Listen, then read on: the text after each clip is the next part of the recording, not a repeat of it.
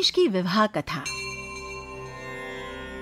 गणेश और कार्तिकेय दोनों ही शिव पार्वती के प्रिय पुत्र थे।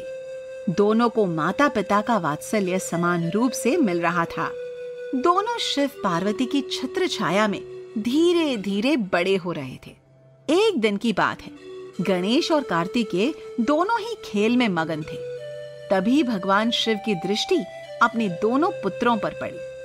शिवजी अपने पुत्रों को देखकर अत्यंत प्रसन्न हुए और पार्वती से बोले, अब हमारे दोनों पुत्रों की आयु विवाह योग्य हो गई है, इसलिए हमें इनका विवाह कर देना चाहिए। कुछ देर में गणेश और कार्तिकेय भी वहां आ पहुंचे और अपने माता पिता से हठ करने लगे कि पहले उसी का विवाह किया जाए। दोनों एक दूसरे से पहले विवाह करना चाहते थे। दोनों पुत्रों की पहले विवाह करने की हठ देखकर शिव पार्वती के सामने समस्या खड़ी हो गई। उन्होंने आपस में बहुत देर तक विचार विमर्श किया और अपने पुत्रों से बोले, देखो पुत्रों, हमने आज तक तुम दोनों में कुछ भी भेद नहीं किया है। तुम दोनों ही हमारे प्रिय हो। तुम दोनों में से जो भी पृथ्वी की परिक्रमा करके पहले लौटेगा, उसी का विवाह पहले होगा। कार्तिकेय पहले विवाह करने के लोभ में तुरंत पृथ्वी की परिक्रमा करने के लिए निकल पड़े, किंतु गणेश बहुत बुद्धिमान थे। उनका शरीर इतना भारी था कि अधिक दूर तक लगातार चल भी नहीं पाते थे।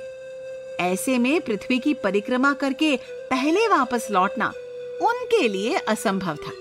गणेश सोच में पड़ गए कि वे क्या करें। अंत में उन्हें एक उपाय सूझा।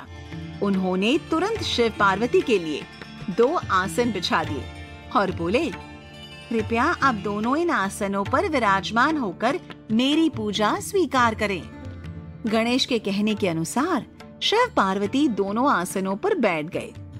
इसके बाद गणेश ने शिव पार्वती की पूरी भक्ति और श्रद्धा के साथ पूजा अर्चना की और उनकी परिक्रमा करने लगे।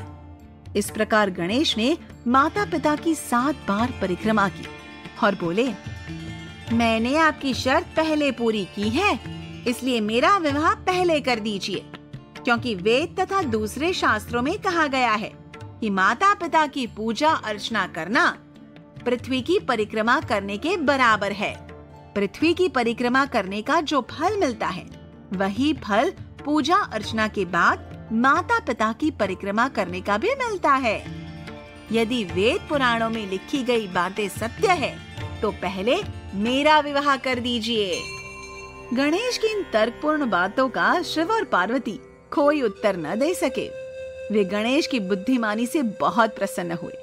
गणेश के तर्क सुनकर शिव पार्वती कुछ देर मौन रहकर एक दूसरे की ओर देखने लगे, मानो उन्होंने मन ही मन कुछ निश्चय कर लिया हो।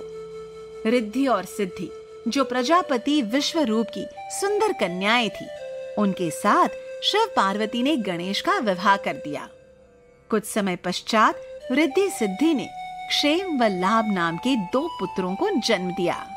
उधर कार्तिकेय जब पृथ्वी की परिक्रमा करके लौटे, तो उन्हें गणेश के विवाह के बारे में पता चला। वे बहुत क्रोधित हो गए। शिव पार्वती ने कार्तिकेय को बहुत समझाने की कोशिश की, किंतु उन्होंने अपने माता पिता की कोई बात नहीं मानी और क्रोध के कारण घर छोड़कर क्रौंच पर्वत पर चले गए।